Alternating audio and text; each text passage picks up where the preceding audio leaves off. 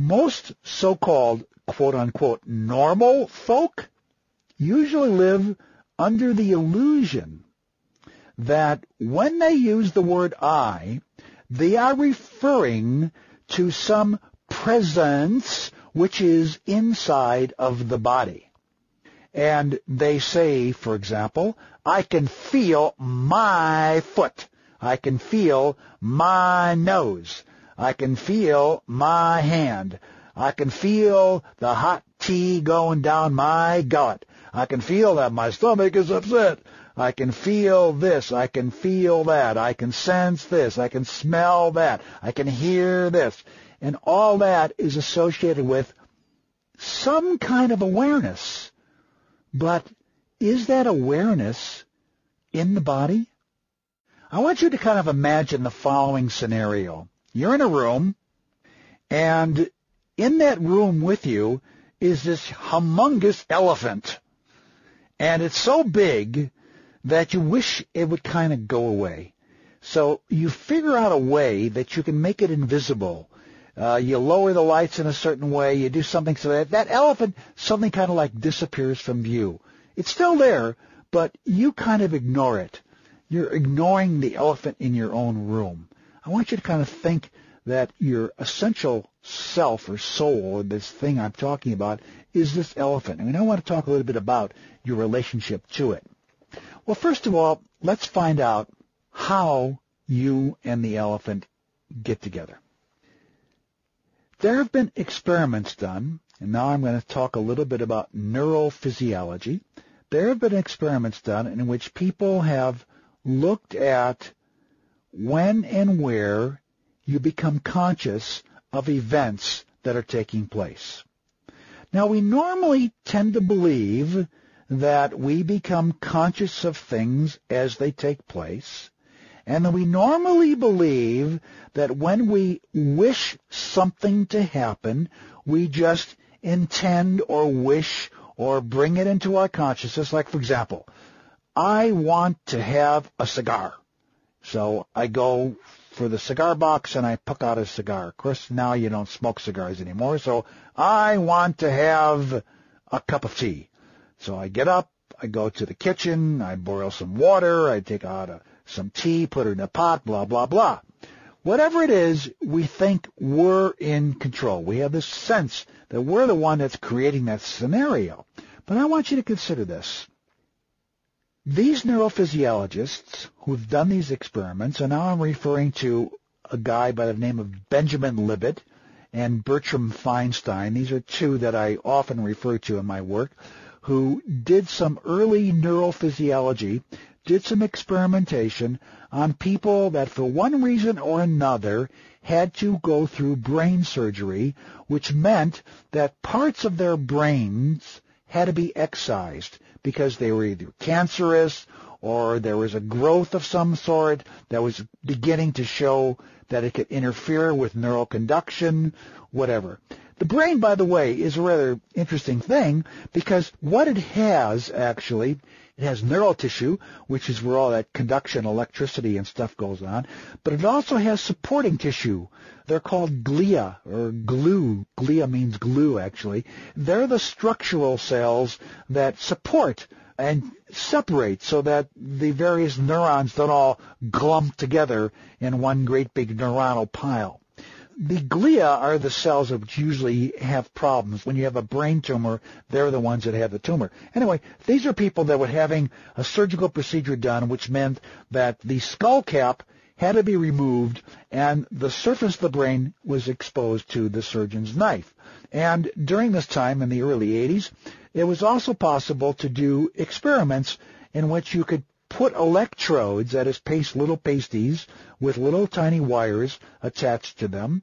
You could paste these electrodes on the brain, and you could look to see when certain parts of the brain would fire. Now, the reason this is interesting, of course, is that the neocortex, the cortical region of the brain, has information that tells us when we are sensing information. For example, if somebody were to grab my right hand and squeeze it, you could actually see in my neocortical regions in the somatosensory area of my brain, which is on the surface, you could actually see electrical firing going on, telling me that that is my right hand being squeezed. If it was my left hand being squeezed, you would see across a fissure, you would see the other side of the brain firing, and that would tell you that was the other hand being squeezed. Or if I was smelling a flower, then it would be a certain area of the oral cortex, the smell cortex. Or if I was seeing something, it would be the occipital cortex that would be firing. In other words, various parts of the brain would fire according to sensations that were being received in the brain. That makes sense. The brain obviously got to be involved in what's going on and your sensing of the world around you. Okay, so what was happening is Ben Libet would actually paste electrodes at various parts of the brain and look to see when the brain actually fired and try to figure out what was actually going on in terms of timing, in terms of when does that brain receive what is called neuronal adequacy. When does it become neuronally full enough with electrical charge in order for the brain to function and the person to willfully get up and do something or respond to the sensation that is being received? That was the basic idea. Okay, well, during these tests, there were some very surprising results that were found. For example, it was found that in order to really respond to a sensory input, the brain needed to kind of collect data over a period of time, not very long, maybe 300 milliseconds. That's a little longer than a quarter of a second or so, or up to a half a second, and then it would achieve what is called neuronal adequacy, and at that point it seemed to be able to deal with the information that was coming to it from the body that was sending, through the neurons up to the brain, that kind of information, like squeezing your hand or feeling an ice cube with your toe or something like that. Okay, well, what's amazing about that is that when you have an experience like squeezing your hand being squeezed, or when you have an experience of stepping on a hot coal or something like that, it doesn't take anything like a quarter of a second or a half a second for you to respond to it. Otherwise, your foot would burn off. I mean, you'd have a horrible time if you had to wait a full quarter to a half a second every time some new sensation came in. You respond like that instantly. You're moving right along. You're getting into it right away. So how is it that your brain, that you are doing what you have to do, and yet your brain doesn't even know it yet? Whoa, this began to be a kind of a mystery. What was going on there? What was causing you to not be aware, or to be aware when you're not aware? Or, wait a minute, you're aware, but your brain isn't aware. How can you be aware when you're in brain? What's going on there? What's going on there? That was quite a mystery. And then there were certain experiments that showed, indeed, that if you interfered with the time of neuronal adequacy in the brain, you could actually anesthetize the brain, and the person may not even respond or get that his hand was being squeezed, or he was stepping on a hot coal or an ice cube or something like that. You can actually cut that off. In fact, anesthesia is designed to do just that. Well, so this is rather interesting. People respond very quickly when they respond, even though their brains haven't had time to integrate all that information, which is kind of a mystery.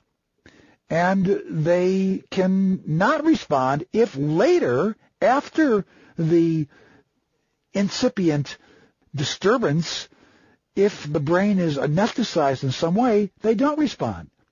So what's going on there? How can you respond instantly, and then if a quarter of a second later something happens to your brain, you don't respond instantly a quarter of a second earlier? We're in Twilight Zone land. I mean, it doesn't make any sense. You mean something that happens to me a quarter of a second later keeps me from noticing what's happening to me now? And if what happened to me a quarter of a second later doesn't happen to me, then I respond now. In other words, how I respond depends on what's happening in the future. Wait, the mind goes nuts with that. And yet that's what the data was indicating, that there was some kind of weird time shift going on in the brain. But that's not all. It gets even weirder. What happened in other experiments was the following. Libet asked people, okay, we want to see when your will, when your intent, when you want to do something, when that actually enters into the equation, when your brain responds to that. We want to see that. Here was the test. Very simple. I'm going to flash a light on the screen. If you decide that you like the light, you'd do nothing. If you decide you don't like the light, you press a button. That's it. You press if you don't like, you do nothing if you like. That's it. Nothing more special than that. Pretty simple test, right? Here's what goes on. You would think that the liking or the disliking is something that you put into operation when you press the button. Libet tells people, look, I don't want you to think ahead of time. I don't know what the light's going to be, but I'm ready. I'm going to press no matter what that light's going to be. I'm going to press. He says, no. You have to really make a judgment call based upon what you see at the moment that you see it. You can't make that judgment call based upon, I'm not going to press the next time. 2 times after that, I am going to press. You can't plan ahead, so to speak. He says, you got to call it when you see it. That's it. Okay. So people said, all right, we'll do that. Presumably they're doing that. So here's what happens. Libet notices that before the light goes on, as much as a half a second before, the brain is already making up its mind. It knows it's going to press or not press the button. And the person is only doing what the brain is telling it to do, or something in the brain is telling it to do, or something is telling it to do, well before it knows it's doing it. It's kind of like what I call riding an elephant. You're on top of an elephant. You're a little guy. You're the ego guru. And you're riding the elephant. And you have a little stick in your hand. And if you want the elephant to turn to the right, you tap the elephant on its right ear. If you want the elephant to turn to the left, you tap the elephant on its left ear. So you can direct the direction. You can tell the elephant which way to go. The only problem with this whole scenario is even though you think you're the one that's deciding, go to the right, go to the left, you're not. The elephant is already going, and then you tap. It's almost like the elephant is communicating with you psychically and telling you, we're going to the right, and you're getting a thought, I'm going to choose to go to the right. Or the elephant saying, we're going to the left, and you think, I'm choosing to go to the left. But it's an afterthought. You're just riding the sacred elephant. You're just riding your own elephant. You're going along for the ride, but you think you have the illusion that you are in control. This is the way it seems to work. It's, that's a good idea. Let's go in that direction. I am the king. I'm the one who made the decision to go in that direction. But you ain't. So now we're getting into the mystery a little more. There's something going on, clearly, that isn't you, not at least the you think you are. It ain't your ego, and yet it is very much associated with you. I call it your elephant, if you will, your sacred elephant, and it is really the one that is moving you into the different directions you go. Now the question is, what's your relationship to that elephant? Or, better put, who do you relate to, the elephant or the ego that rides the elephant? Because it turns out that that's something that your consciousness is capable of doing. It turns out that you have a power. This power is really powerful. And that power is to associate yourself with either the elephant or the guru riding the elephant.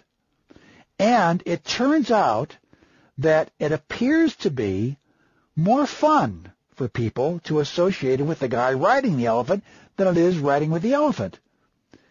It may not be the case, but it turns out that it seems to be that way. It's called, if you will, the Stanislav method of spiritual acting. You know, there are 2 ways to act. You can pretend, or you can really get into the part.